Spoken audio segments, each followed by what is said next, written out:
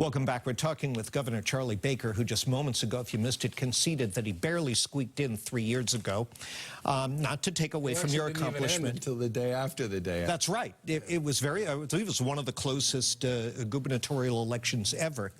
And this is true of any Republican, not just you. There's very little margin for error when you're a Republican running in Massachusetts. We know that.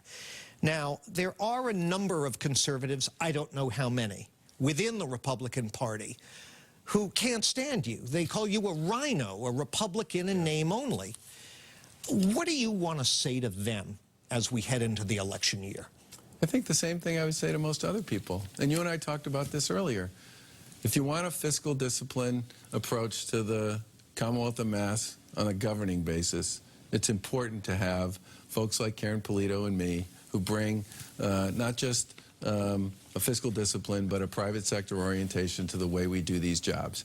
I think we had plenty of evidence of what happens when you have one team on the field prior to us taking office. I mean, tax increases every other year, tax increases proposed every year over the course of almost the whole previous decade, and that focus on performance in some respects that we bring to this wasn't there. And I think the most important thing I would say to anybody, Republican, Democrat, Independent, if you think things are going pretty well in Massachusetts, and you see state government doing the kinds of things to support your local community that make it stronger and more effective and better place to raise a family and work, then you should probably choose to continue to move on the same path.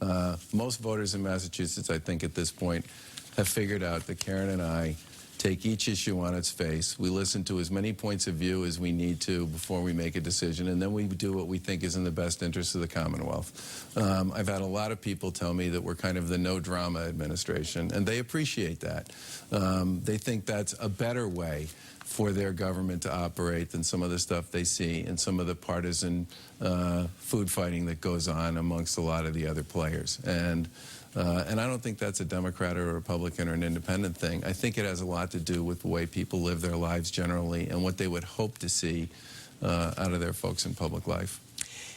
If you do run, cough, cough, and if you are, if you're a candidate for re-election, I admire, you know how sometimes people in your seat give people in my seat a hard time about the fact that they get on a particular point of view and they won't get off it. I'm very impressed with the way you're staying on message today, John. Thank you. Appreciate it. Okay. Will you make a lead pipe, irrevocable, Sherman-esque promise that if you're reelected to another 4-year term, you'll serve out the entire 4 years?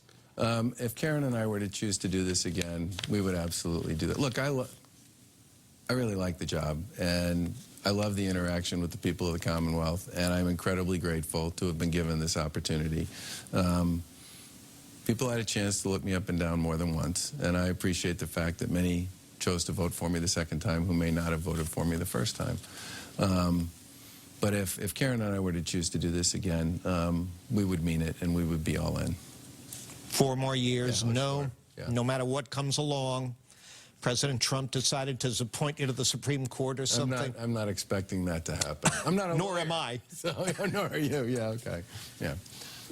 We're just about out of time here, but why don't you take the remaining few seconds here just to tell us what your campaign slogan will be if you decide to run. John, I haven't made a decision on this issue yet. Right, I'm not going to take the bait on that one. I'm just not. I mean, you don't have an elevator pitch in mind, you know, just Look, I think what people appreciate about this administration is, as I said, our approach to, it's a no-nonsense approach to what we do. We have 351 cities and towns in Massachusetts, and we work very hard to help ensure that they all succeed.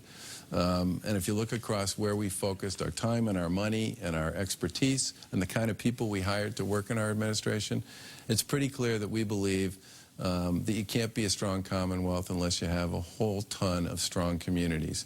And I think one of our primary focuses, creating strong communities from one end of the Commonwealth to the other, has been noticed, appreciated, and has worked fairly well. Governor, good luck. Thank you for coming. I look forward to covering your campaign should you decide to run again. Appreciate it. Thank you, John. I hope you have a great holiday. All right, likewise to you and yours.